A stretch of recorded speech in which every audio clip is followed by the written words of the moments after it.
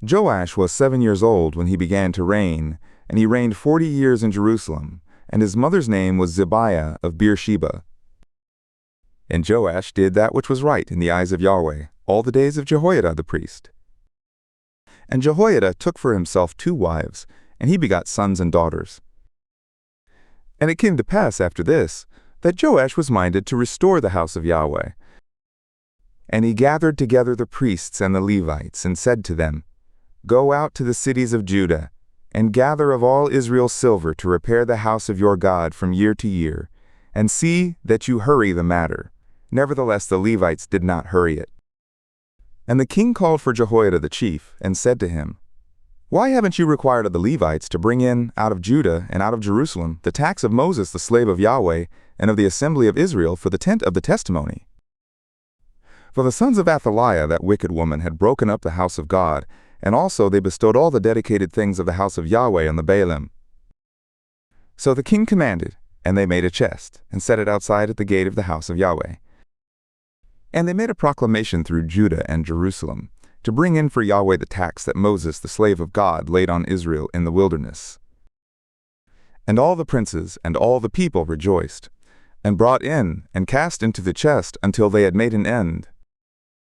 And it was so that, at what time the chest was brought to the king's officers by the hand of the Levites, and when they saw that there was much silver, the king's scribe and the chief priest's officer came and emptied the chest, and took it, and carried it to its place again. Thus they did day by day, and gathered silver in abundance.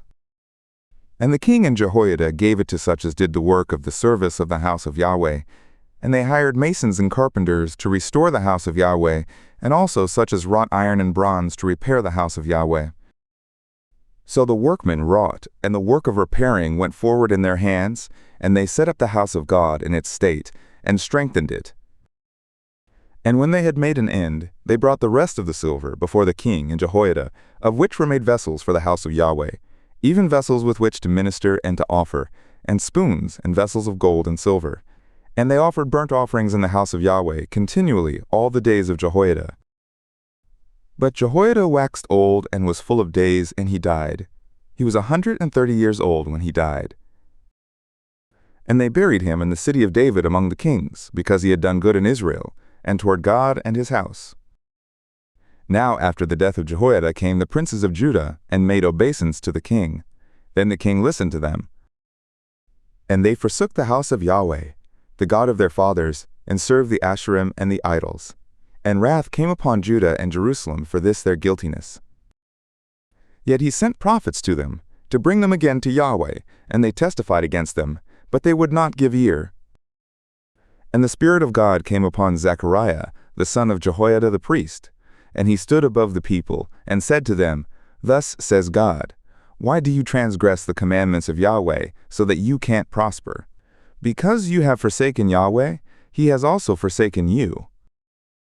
And they conspired against him, and stoned him with stones at the commandment of the king in the court of the house of Yahweh.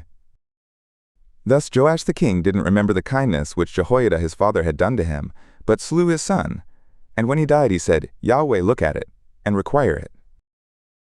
And it came to pass at the end of the year that the army of the Syrians came up against him, and they came to Judah and Jerusalem, and destroyed all the princes of the people from among the people, and sent all the spoil of them to the king of Damascus.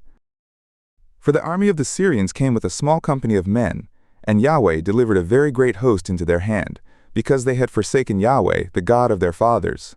So they executed judgment on Joash. And when they had departed from him, for they left him very sick, his own slaves conspired against him for the blood of the sons of Jehoiada the priest, and slew him on his bed, and he died. And they buried him in the city of David, but they did not bury him in the tombs of the kings. And these are those who conspired against him: Zabad the son of Shemeeth the Ammonitess, and Jehozabad the son of Shimrith the Moabitess. Now concerning his sons, and the greatness of the burdens laid on him, and the rebuilding of the house of God, look, they are written in the commentary of the book of the kings. And Amaziah his son reigned in his stead.